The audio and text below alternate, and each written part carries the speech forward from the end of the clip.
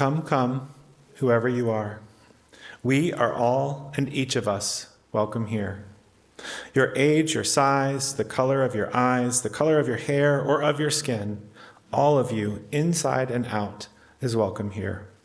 And so am I. No matter your gender, whom you love, how you speak, or whatever your abilities, all of you is welcome here. You are welcome with laughter in your heart or tears in your eyes.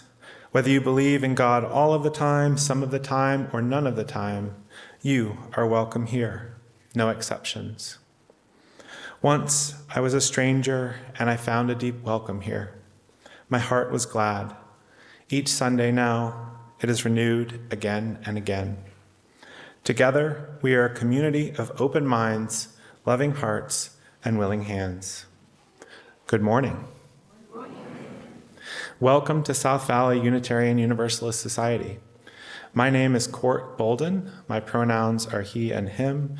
I'm wearing a blue shirt with some tiny, tiny flowers on it.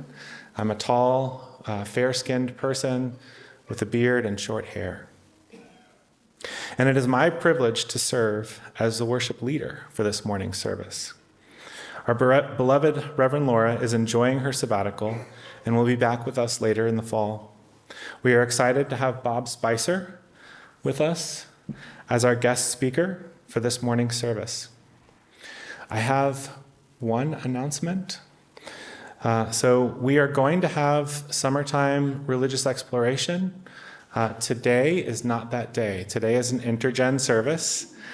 But in the future, when we're in the sanctuary, there will be religious exploration downstairs. And so parents can plan on that inevitability. I have one other thing that I just want to put into your ear. I'm not fully prepared for a sign-up sheet, but we do have a caring circle. I'm not sure if people are aware of that, but we have a caring circle here at South Valley Unitarian Universalist Society. And there is a short list of names on that caring circle list, and I feel like it could be bigger.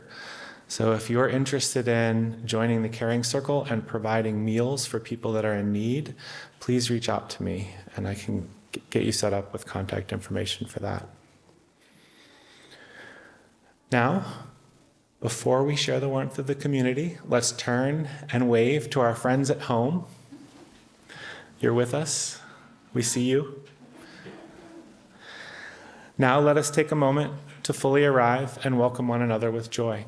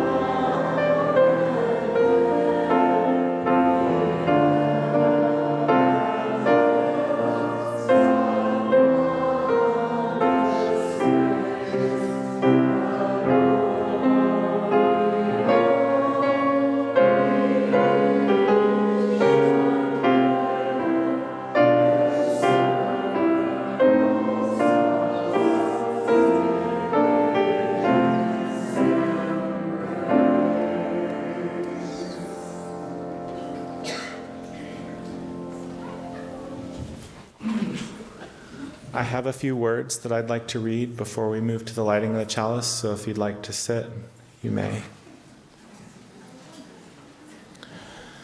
So Friday was the summer solstice. So that was the longest day of the year. And I have a few words that relate to the summer solstice. And this comes from an author named Starhawk, and her book is called The Spiral Dance.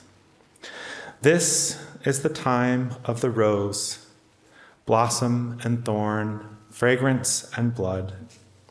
Now, on the longest days, light triumphs, and yet begins the decline into dark. The Sun King grown embraces the Queen of Summer in the love that is death, because it is so complete that all dissolves into the single song of ecstasy that moves the worlds. So the Lord of Light dies to himself and sets sail across the dark seas of time, searching for the Isle of Light that is rebirth. We turn the wheel and share his fate. Now, if you're willing to stand, we'll light our chalice. Please say our chalice lighting words with me. They're in your order of service. They're also presented here. We light this chalice for the warmth of love, for the light of truth, and for the energy of action. And for the flames of resistance, yes. Yes.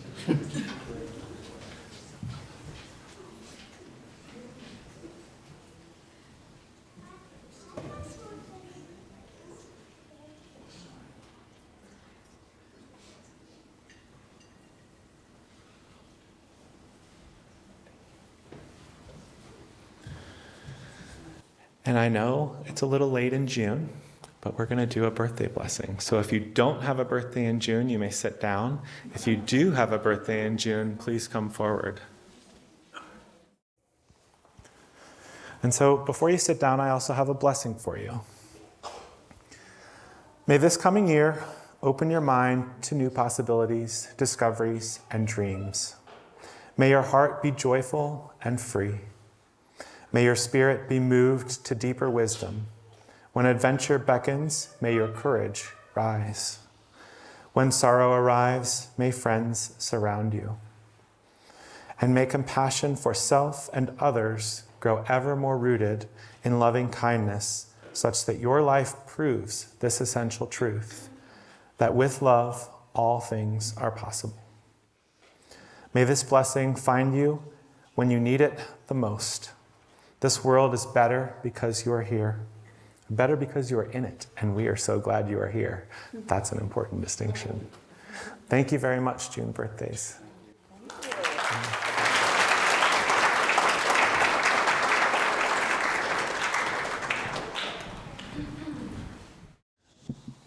This community, our church, and its many ministries are only possible by the gifts you give of your time, your talent, and your treasure. Many pledge monthly to support our work, and for this, we are truly grateful. Your gifts help to ensure that we are able to live our values of love and justice in the world outside. Part of our ministry at South Valley includes sharing our Sunday worship, a worship offering, with a charitable organization that aligns with our principles and values. For the month of June, SVUUS will be sharing our offering plate with Genderbands, a Utah-based nonprofit doing the important work of supporting transgender and gender-diverse individuals live authentic lives. Please join me in reading our offertory words. They're printed in your order of service. They're also displayed on the screen.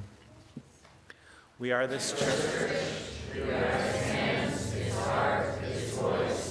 Together we share the wealth of this community and sustainment of our gifts. We will now accept the offering. For those at home, you are invited to use the giving link in the order of service. I invite the ushers to come forward at this time.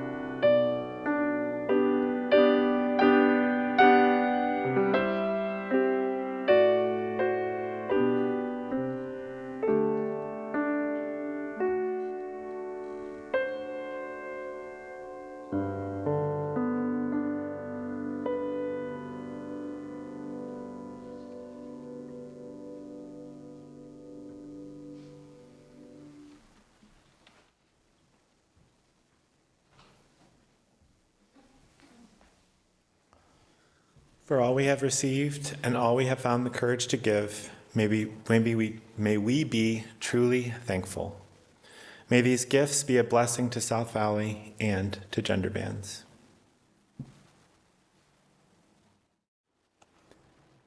My name is Bob Speiser.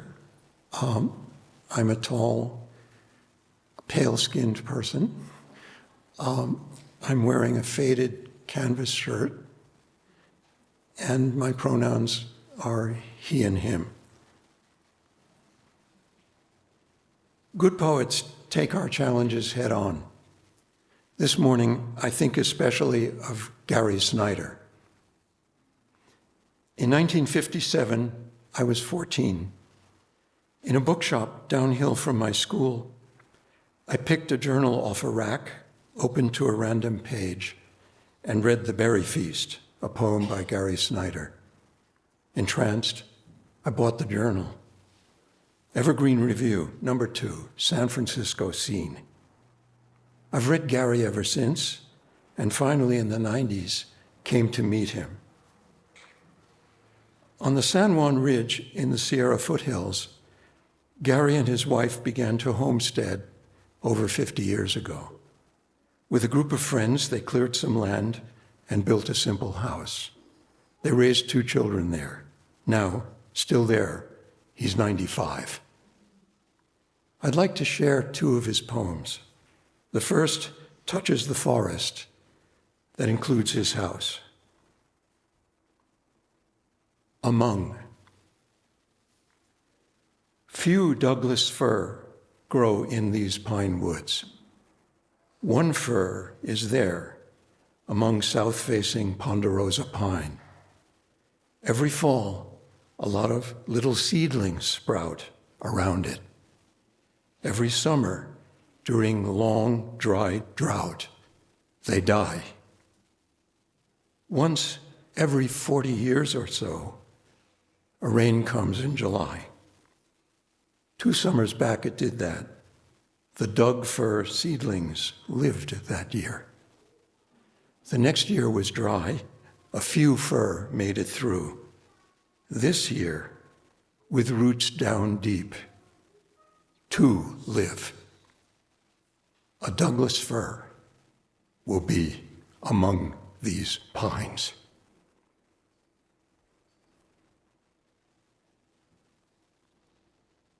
How might we, in our situation, find our way? Even with the dangers we face now, specifically today, we'll need to think long-term. The consequences play out over centuries. In the second poem, from the early 70s, Gary sensed where we, as a society, were headed. And he responds, for the children, the rising hills, the slopes of statistics lie before us. The steep climb of everything going up, as we all go down. In the next century, or the one beyond that, they say, are valleys, pastures. We can meet there in peace if we make it. To climb those coming crests, one word to you and your children. Stay together, learn the flowers, go light.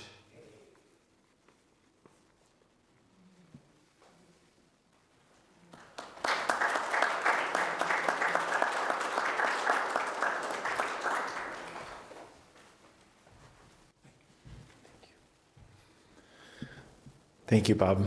Your depth of knowledge and your knowledge of poetry is really exciting to see. Yeah, you have a lot to offer.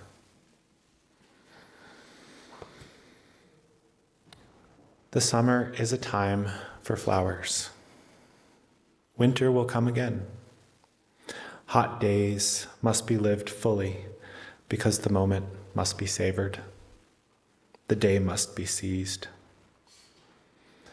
Summer and winter are complementary, not contradictory. So it goes with light and dark, they complement. These seemingly opposite things are defined by each other in such a way that they become interdependent. Each has a necessary role to play in the connected web that makes up our world. Each connection is made richer by the others. Because it's summer, I've been spending extra time with my daughter. I recently stumbled across a piece by Ross Gay that resonates with me now. It relates, I promise. I'll tie this all together. Here's an excerpt from the Book of Delights. And if you've read Ross Gay, it's a little challenging, so I'll go slow to make sure I hit the right marks. I have no children of my own, but I love a lot of kids and love a lot of people with kids who, it seems to me, are in constant communion with terror. And that terror sits immediately beside, let's here call it, delight. Terror and delight sitting next to each other, their feet dangling off the side of a bridge very high up. Is this metaphorical bridge in the body of the parent? And if so, what are the provinces it connects?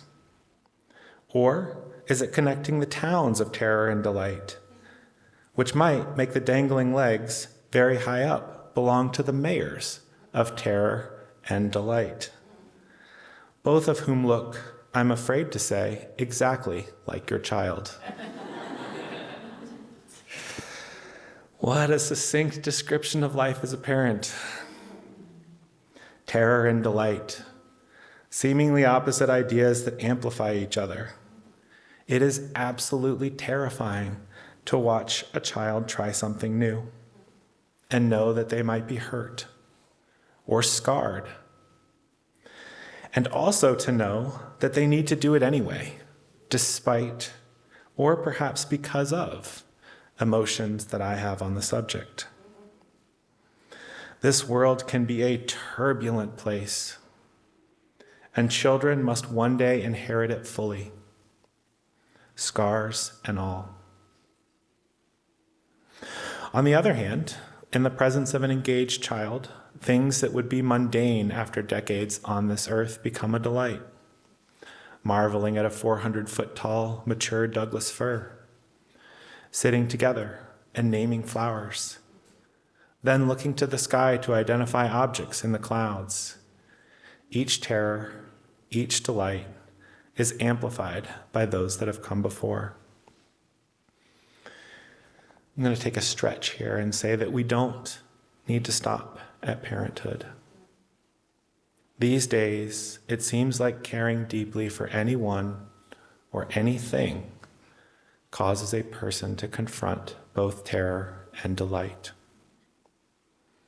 There are AR-15s at peaceful protests.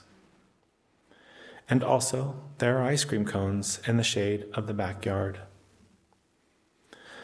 Leaders of this country are stripping away the abilities of transgendered people to make important medical decisions.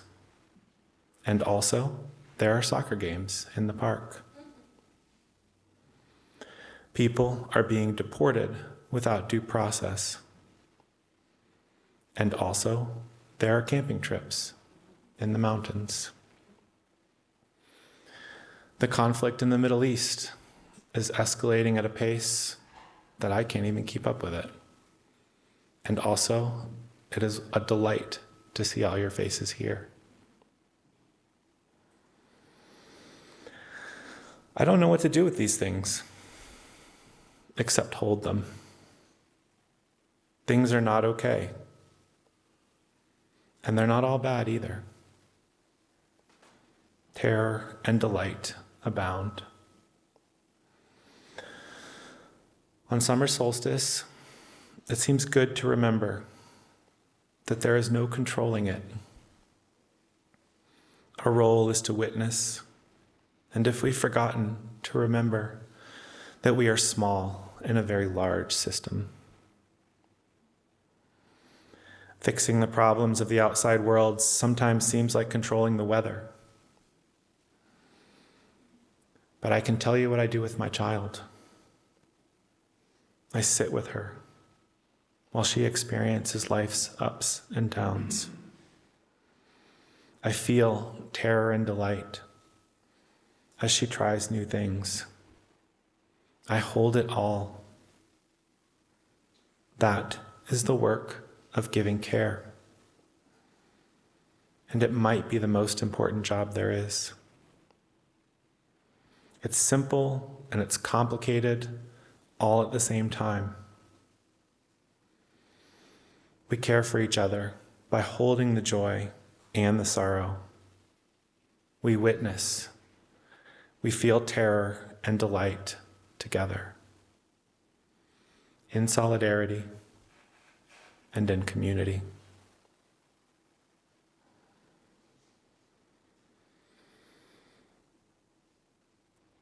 I'd like to move to joys and sorrows. We have 2 bowls, one up front, one in the back.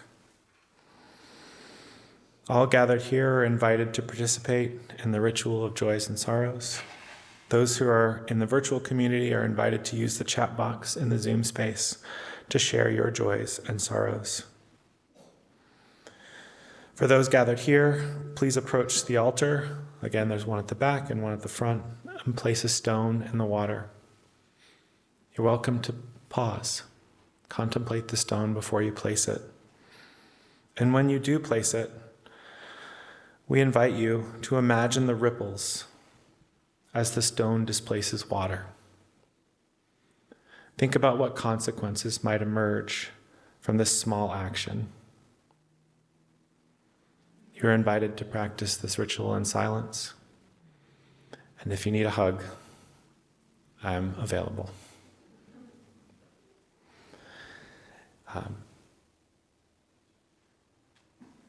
Those gathered here may now begin to process to the table.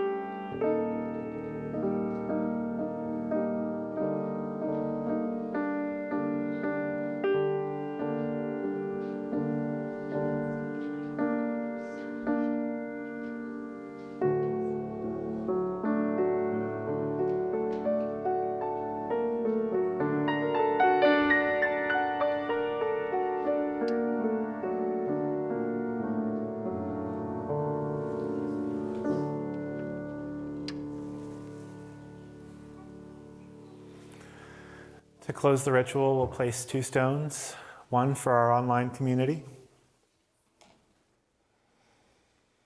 and another for things not expressed but felt in kindness.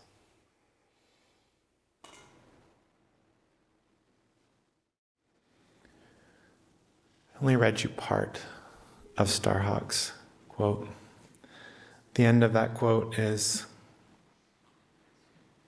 maybe better placed here. We have planted the seeds of our own changes, and to grow, we must accept even the passing of the sun. we have a closing hymn. The closing hymn is 108. My life flows on in endless song. Please stand as you are willing and able.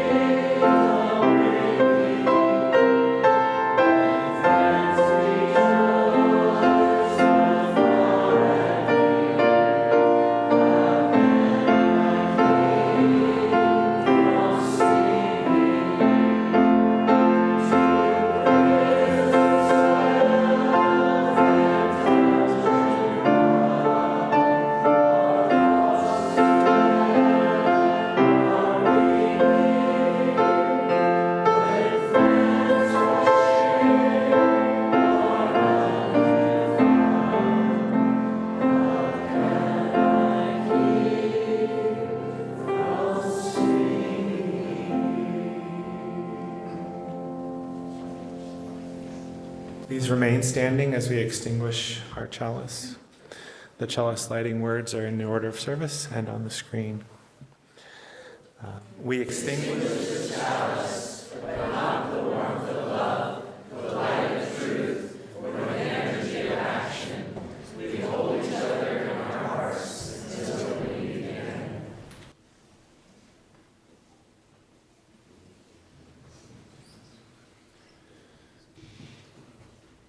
I have a request as a benediction. It is summertime. It's an excellent time to go out for a walk. And what I want is for you to think about things slightly differently. See your shadow as you walk. Try to change your perspective. There might be wisdom there. Thank you.